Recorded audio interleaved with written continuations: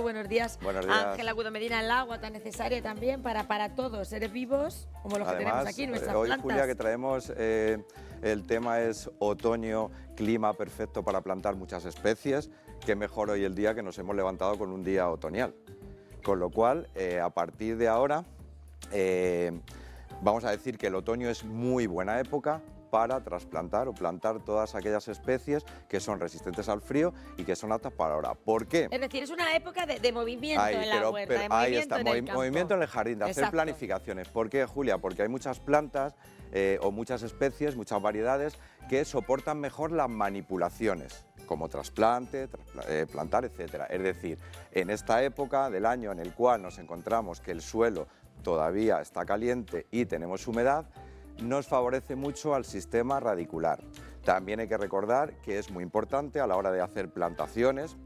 Hablamos de la época, pero hay que tener muy en cuenta que esas especies que vamos a elegir sean aptas para nuestro clima y para nuestro suelo, siempre basándonos de eso, que la especie sea apta para nuestro clima y para nuestro suelo. Por ejemplo, hay distintos tipos de plantas que serían perfectas para hacer esa plantas plantación resistentes. ahora. Mira, Julia, a esa pregunta te tengo que decir, mira, árboles frutales, árboles de hoja caduca, árboles de hoja perenne que soporten bien las bajas temperaturas, arbustos, arbustivas como por ejemplo acer, parra virgen. Además, mira, ya el acer y la parra virgen ya nos están dando ese cromatismo en las hojas de anunciarnos el otoño.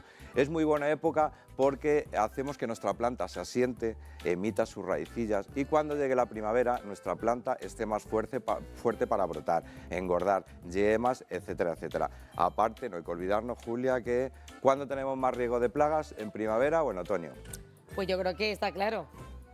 Pues en primavera, a menos plagas, menos amenazas. Exacto. Para nuestras plantas. Eso es. Como no reunimos las condiciones idóneas para que los hongos proliferen porque necesitan temperaturas elevadas y ahora no las vamos a tener, momento perfecto.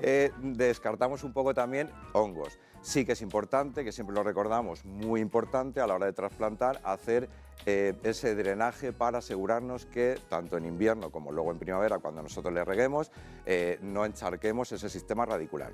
Y muy importante también, hay que recordar que ahora los riegos o bien los reducimos o bien los anulamos, puesto que hay gente que todavía sigue regando al día, a media hora o 3/4, etcétera. Con lo cual, siempre valorando el suelo, puesto que nos va a retener mucho más la humedad, hay que reducir esos riegos o anularlos en el caso de que tengamos exceso de humedad.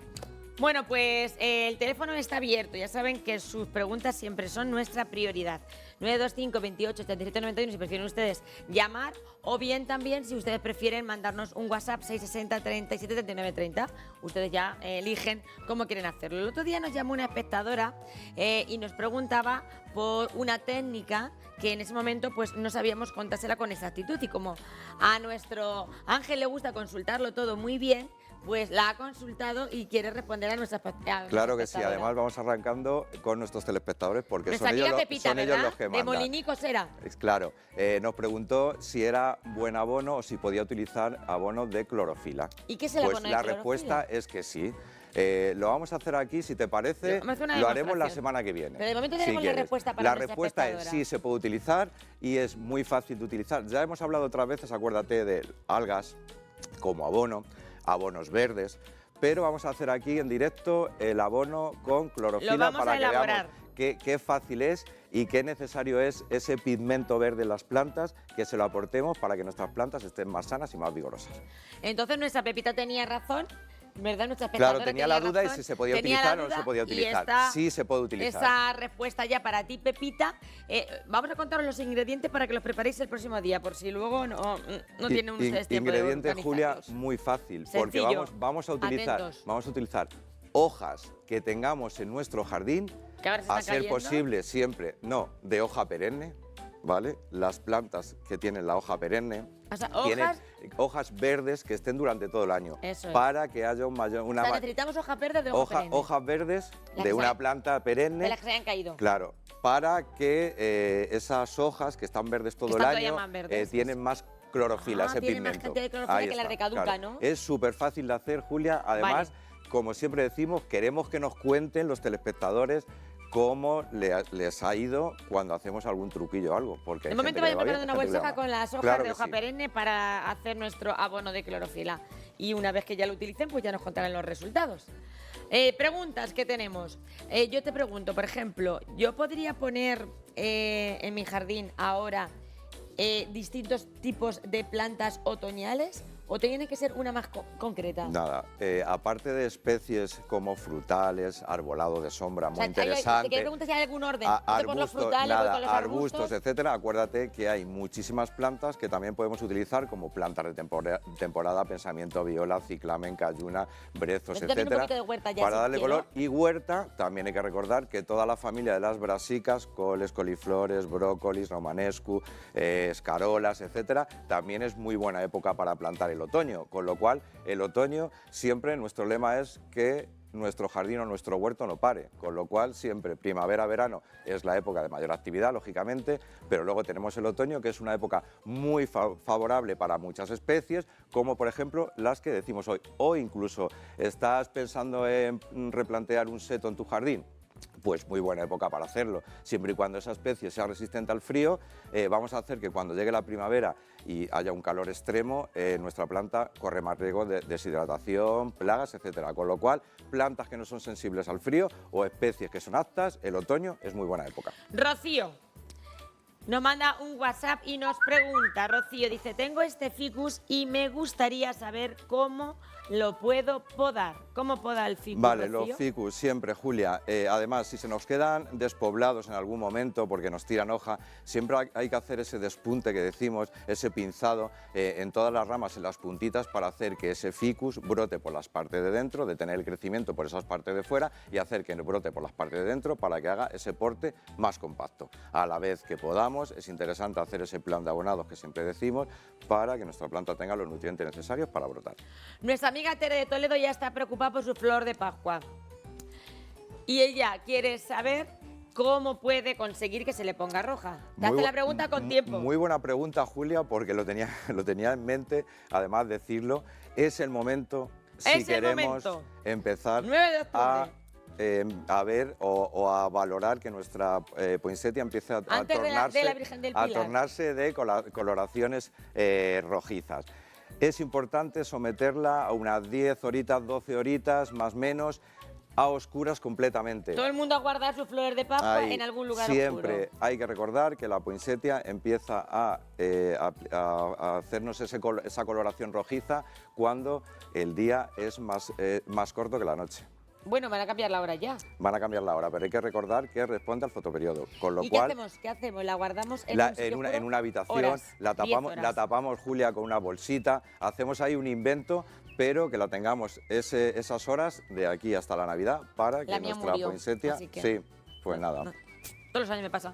Foto de WhatsApp que tenemos ahí con nuestra amiga Eva. Dice que su hortensia está llena de flores.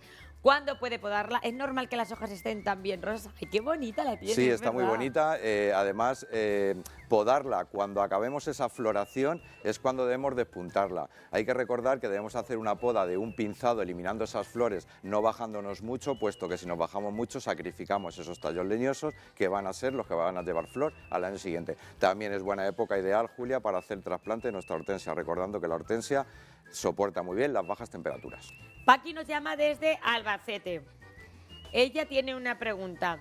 La pregunta que nos hace es cómo tiene que eliminar la oruga de las coles y las cintas. Vale, es muy común, tanto en la cinta como cóleos y cintas, la aparición de oruguitas.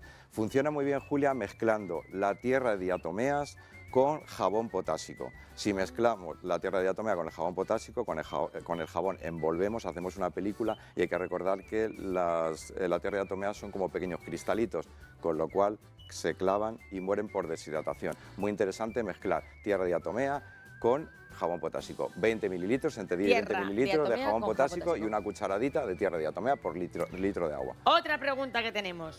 Nos la hace Juana. Dice, me han regalado esta planta y no sé cómo se llama ni qué cuidados necesita. Pues ahí tenemos una bonita alocasia o orejas de elefante. Como bien decimos siempre, la ubicación ideal para esta planta es si tenemos un porchecito protegido del sol y protegido de las bajas temperaturas. Ahí es como mejor desarrollo. Vemos esas hojas grandes, se llaman también hojas de marquesa porque tienen unas hojas muy grandes y muy bonitas, y los riegos han de ser moderados puesto que es una planta de rizoma, que corremos el riego de pudrir si hacemos los riegos muy copiosos. Mari nos llama desde Pozo de Almoguera. Ella riega cada 5 días el poto y tiene las hojas amarillas. No sabe si a lo mejor es la frecuencia del riego o tiene que utilizar abono. Vale, es importante, Julia, que nos marquemos antes de esos intervalos. Oye, regallo el poto. Como voy a jardín, no, antes de marcarnos los intervalos de 5 días, de 4, de 7, etcétera, siempre es interesante mirar en el sustrato y jugar, o bien con un palito o meter el dedito y ver. Porque lo de los 5 días no siempre tenemos las mismas temperaturas, la misma ubicación siempre, etcétera. Con lo cual hay nuestra planta que evapora y transpira en épocas más o menos. Si valoramos que el riego no es interesante hacerle ese plan de abonados que siempre decimos con un abono para plantas verdes para favorecer esas hojas verdes, grandes, etcétera. Desde Esquivias nos llega otra pregunta. Y nos preguntan si es buen momento para trasplantar los ciclamens. Ciclamen, época ideal. Violeta de los Alpes, lo trajimos el otro día, sabes que siempre vamos acorde con las fechas. Hay que recordar, Julia, un repaso rápido: viola, pensamiento, ciclamen, ciclamen mini, alisum, antirrinum, alelí, dianthus, aster, caléndulas. Todas esas plantas nos van a acompañar dándonos ese color, aportándonos ese color y ese brillo en las épocas más frías del año, junto con otras plantas arbustivas, como bien hemos hablado otras veces, camelias, rododendros, azaleas, etcétera, que soportan menos 20 grados, menos 18 grados y están aptas para estar en nuestro jardín. Pues fenómeno, muchísimas gracias, Ángel Agudo Medina. Gracias a vosotros. Recojan ustedes las hojicas de árboles de hoja perenne para hacer nuestro abono de clorofila el próximo miércoles, que no se les olvide. ¿Dónde te solucionan los problemas? En Flower Lover, siempre. Un besito. Atento todo el mundo. Gracias. Gracias, Angelito.